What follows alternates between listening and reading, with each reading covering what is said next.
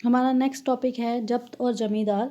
जब्त और जमींदार में क्या है, जो अकबर का वित्त मंत्री था, वित्त मंत्री क्या होता है, फाइनेंस मिनिस्टर टोडरमल, उसने क्या किया था, टैक्स को फिक्स करने के लिए, टैक्स के निर्धारण करने के लिए पिछले 10 सालों के कि कितना अनाज पैदा पैदा हुआ, कितनी भूमि की पैदावार है, उसका एक एवरेज निकाल दिया। उस एवरेज के हिसाब से उसने क्या किया, अगले 10 सालों के लिए टैक्स को निश्चित कर दिया कि पिछले पिछले पैदावार कितनी हुई है, उस हिसाब से अगली पैदावार 10 सालों के लिए उसने टैक्स को निश्चित कर दिया कि 10 साल तक टैक्स का जो रेट है वो इतना ही रहेगा, ना बढ़ेगा ना ही कम होगा।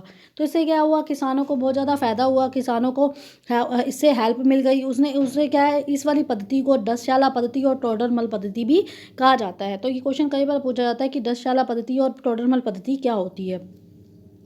उसके बाद है अकबर की नीतियाँ, नज़दीक से एक नज़र। अकबर द्वारा निर्धारित प्रशासन के मुख्य अभिलक्षण का विस्तृत विवरण अबुल फजल का अकबरनामा विशेष रूप से आईने अकबरी में मिलता है। ये आईने अकबरी क्या है, जो तारीख के नेता थे, नेतागण जो लेखाकार होते थे, वो क्या करते थे, आप राजा के बारे में सारा इतिहास पिछले चैप्टर में हमने पढ़ा है, वो लिखते थे।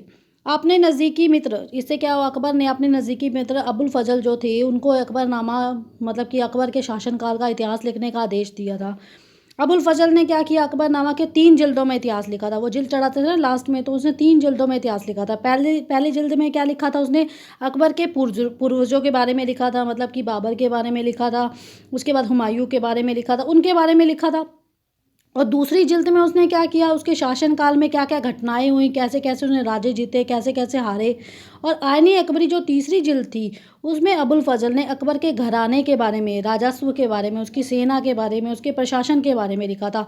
इसलिए जो आईने अकबरी थी वो सबसे मतलब कि अच्छी बुक थी। किसको, अकबर को बहुत अच्छी बुक लगती थी, और वो उस बुक को सबसे ज़्यादा अकबर ने इनाम उस बुक को दिया गया था।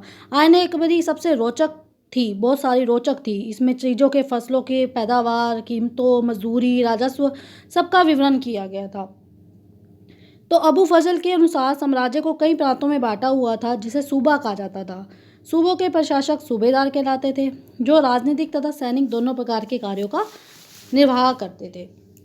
प्रत्येक प्रांत में एक वित्तीय अधिकारी भी होता था, मतलब सबके प्रांत का एक वित्तीय अधिकारी, एक फाइनेंस मिनिस्टर भी रख दिया जाता था, ताकि वो उनकी देखभाल करे, उनको देखे। तो उन जो वित्तीय अधिकारी रखा जाता था उसे कहते थे दीवान कहते थे।